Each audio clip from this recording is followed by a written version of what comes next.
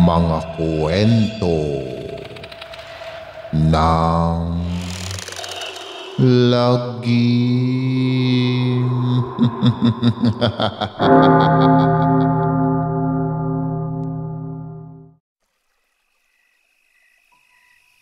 Kamusta na mga giliw naming tagapakinig?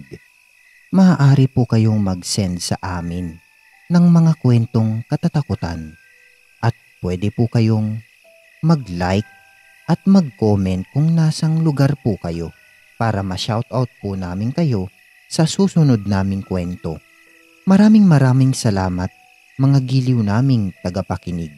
Don't forget to like and subscribe our channel para palagi po kayong updated sa mga kwentong katatakutan. Ayon sa kanya, ang mama ni Tanya na nakababata niyang kapatid ay nagbuntis noon at iniwan sa kanya ang sanggol dahil pinili nitong sumama sa papa ni Tanya. Ang nangyari kasi ay napagsamantalahan nito sa liblib. Kaya ito nagbuntis at inilihim nila iyon sa lahat.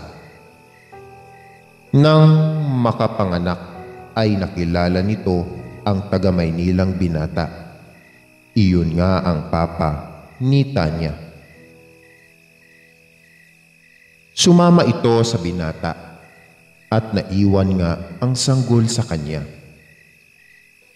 Kinamuhian ito ng mama ni Tanya at hindi na binalikan kahit pa ang bata ay namatay sa sakit noong magtatatlong taong gulang na ito. Sobrang hikahos noon ang buhay niya, kaya doon na lang niya ito inilibing sa kakahuyan. Napaiyak si Tia Dolores habang kinukwento na ang bata ay nananatili lang sa loob ng bahay.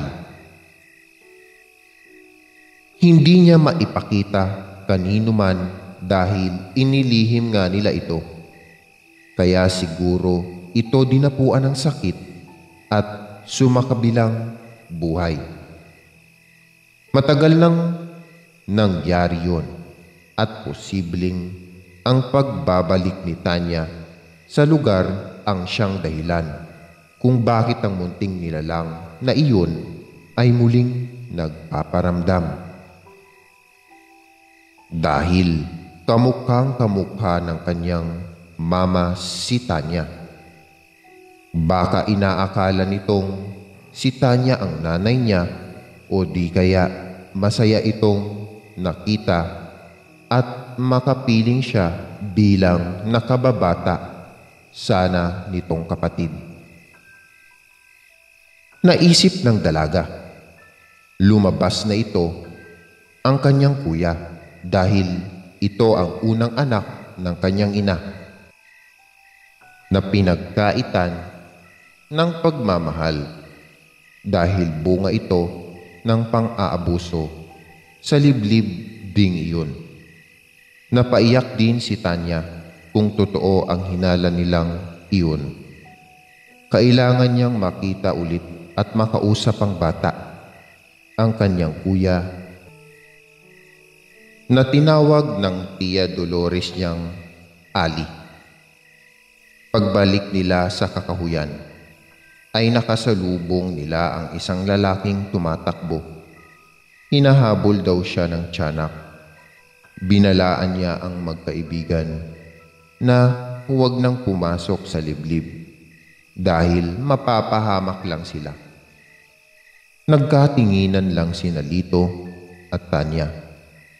Paglampas ng lalaki, ay nagpatuloy sila sa pagpasok sa liblib hanggang sa mahanap nila ang munting nilalang na sa mga sandaling iyon ay kasalukuyang may minumukbang na biktima. Sumigaw si Tanya ng Kuya Ali. Unti-unting napalingon sa kanya ang munting nilalang na nasa mabagsik na anyo tulad nung una niyang nakita sa liblib na kinakatakutan niya. Umiiyak na napaluhod ang dalaga at nakiusap na itigil na ito ang pangbibiktima sa mga inosenteng tao. Napagkaitan man ito ng pagmamahal ng isang ina. Sana ay mapatawad na ang kanilang mama na matagal na ring sumakabilang buhay. Nandito na siya, ang kanyang kapatid na handang magbigay ng pagmamahal. Nanatili lang nakatitig sa kanya ang bata. Singit ni Lito sa maigsing na panahon na nagkasama-sama silang tatlo. Sa ilang pagkakataon, naging masaya sila. Tinanggap nila siya at handa silang ipagpatuloy ang mabuting pakikitungo rito kung hindi na ito mambibiktima ng mga tao. Lumipat ang tingin ng bata kay Lito na tila nag-iisip. Unti-unti ay tumayo ang bata. Ang anyo ay naging maamo.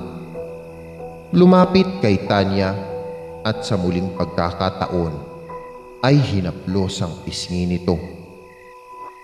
Hindi napigilan ni Tanya ang sarili na yakapin ang bata na pinaniniwalaan niyang ang kanyang Kuya Ali. Matapos iyon, ang bata ay marahang humakbang paatras hanggang sa pumasok sa malalagong halaman at doon ay unti-unting matakpan ng makapal na dahon. Napatayo si Tanya. Sinubukan itong habulin, subalit nang hawiin nila ang mga dahon ay wala na silang nakita roon, kundi ang isang krus na kahoy na itinusok sa lupa roon. Mula sa likuran nila ay narinig nila ang boses ni Tia Dolores at sinabi doon niya inilibing si Ali. Ngayong nakita na niya ang kanyang kapatid at inilala siya bilang kuya, ay matatahimik na ito sa kabilang paraiso, sa tunay na paraiso. Sa muli nilang pangunguha ng bunga sa liblib, malungkot na naupo si Tanya sa putol na kahoy. Naalala niya ang bata at nalulungkot siyang hindi na nila ito nakikita. Naupo sa tabi niya si Lito. Hinawakan ang kamay niya at nangakong nawala man si Ali ay hindi mag-iisa ang dalaga. Lagi niya itong sasamahan hanggang sa wakas napangiti ng matamis si Tanya. Hindi niya binawi ang kamay na hawak ng binata, isang palatandaan na iisa ang kanilang damdamin para sa isa't isa at iyon ay nangangahulugan ng pag-ibig.